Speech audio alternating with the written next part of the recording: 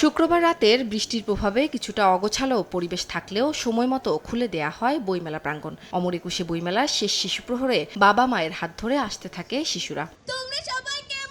বেলা 11:30টায় puppet show শুরুর কথা থাকলেও বইমেলা প্রাঙ্গণে বিদ্যুৎ বিচ্ছিন্ন থাকায় 12:30টায় শুরু হয় মূল অনুষ্ঠান। শিশুদের জন্য ছিল পাপেট শো, মাস্কট প্রদর্শনী সহ নানা বিনোদনমূলক আয়োজন, যা দেখে উচ্ছ্বাসিত শিশুরা। আমি ফার্স্ট টাইম পাপেট শো দেখবো, দ্যাটস ওয়াই আমি এক্সাইটেড ছিলাম।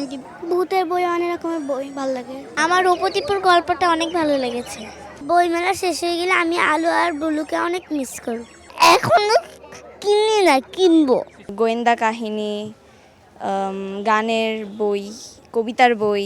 এদিকে বইমেলায় বইছে বিদায়ের সুর। শেষ দিনে বিক্রি কিছুটা বাড়বে বলেও আশা প্রকাশকদের। আগামীকালকেও আছে, অতটুকু ভরসা করা যায় না। ছুটির দিনের মতো বিক্রি অন্য দিন হয় না। রোববার পর্দা নামছে এবারের বইমেলায়। উম্মে হানি, সময় সংবাদ, ঢাকা।